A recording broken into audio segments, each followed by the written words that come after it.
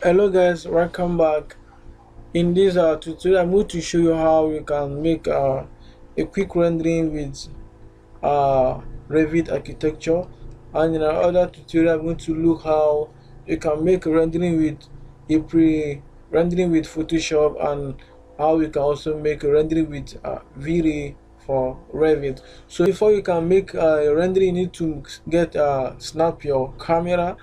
So before you can snap your camera, go to the level you want to snap, and then at this cube here, you click on the drop down menu, you see a camera, and click on the camera, and you can snap your camera.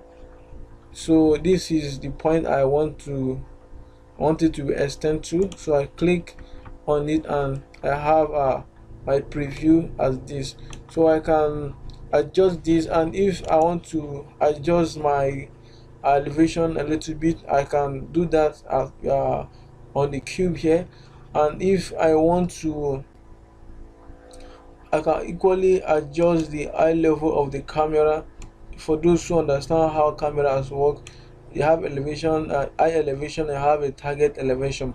So if you play around with this number, you see that you're going to be an adjustment made to the camera. And again, I can click on my shift and then right click to palm around and get the view that I want. Now for you to render, you need to double tap RR, or you click on this kettle, hide rendering dialog, you see, and can click on it, it's back. Now I will explain how this rendering dialog works. Now this is, if you click on render, it's going to start rendering. And now you have under quality, you have a settings, you have a draft, medium. So these are the quality you want it to be when you are rendering. So when you are doing a test rendering, I recommend it to leave it as on the draft, so that it's not going to take too much time. Now we have an output setting. Now when you are also doing a pre-test rendering, you leave it on a screen in order for it to be fast. But if you want to render your final rendering, then come to printer. Now under printer, you have a drop down menu here.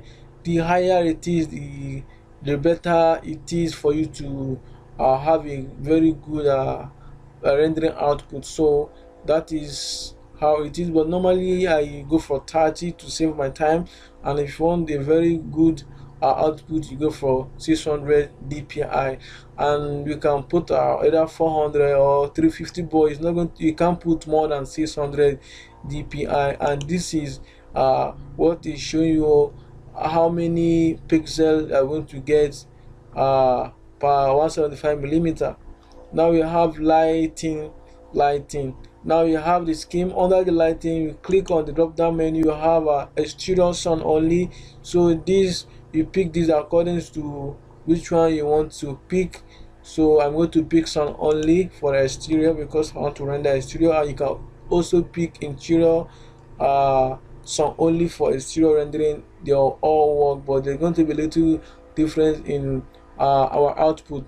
Now the sun setting, and if you want to be modified your sun, you can come to this side and modify some at the top, some at the left, and make some changes to this. And if you want to make your sun to be the project location, you can click on this side and then input the required data that is needed. So I don't have time to do that because I don't normally make use of it. So everything here, if you are good with it, you can click on apply and then click on OK, and it's apply. Now we come to the background.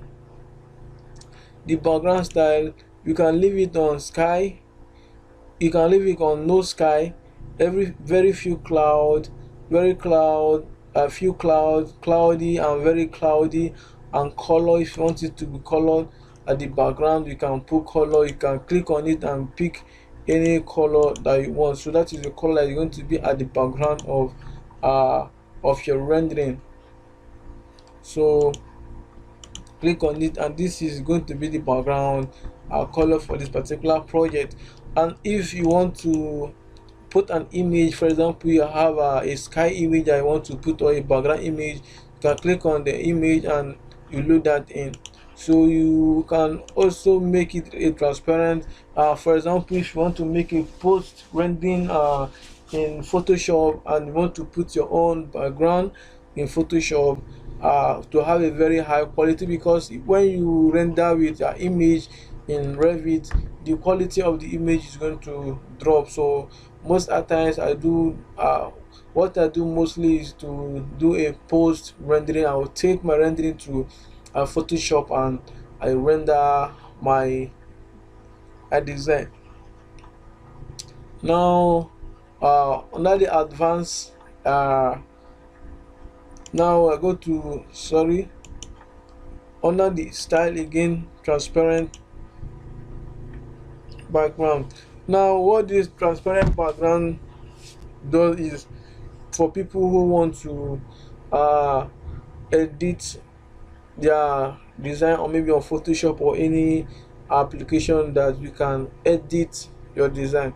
So I normally make use of transparent background, and the advantage is that it's very fast in rendering. It takes lesser time to complete. So I'm going to leave it at transparent background, and then image exposure. So when you are done with your rendering, you can do your exposure here.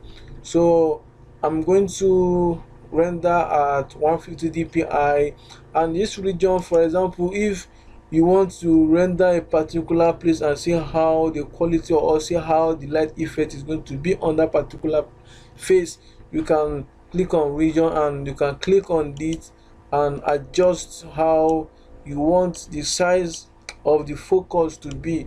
So if I want the focus to be here only, or here, I can render, and this is the only place that is going to be rendered. So it saves time for rendering, because I'm only rendering a very little region. So I'm not going to do that for now. You can do that when you are doing your try and error in rendering. So I want to click on render, and then the rendering dialog will pop out in few seconds. So don't forget to subscribe to my channel, and if you already subscribed to my channel, thanks, and don't forget to like and comment. If you have any question, any difficulties in how to create one or two things, drop your comment and I will get back to you as soon as possible on how I can make that happen for you. So as you are waiting for the rendering to proceed, you can click on the like button, and if you are a new student, you can equally subscribe. So now the rendering is in progress. You can see that it's coming out a little beautiful, and because the rendering is not looking that nice because it's on draft and the printer is on 150. So to save time, I need to drop it in order for it to render quick and fast. Now our rendering is complete, and when our rendering is complete, under image exposure, you can click on this, and this image exposure dialog will pop out, and you can make adjustments. I want to make it darker, I want to make it brighter, I want to make it, depending on how you want to make the exposure looks like. And now the highlight, can increase it. So play with it and until you get what you want.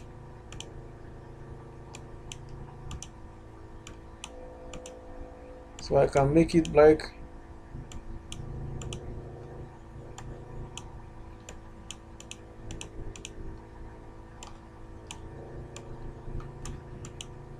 Can make it black and white.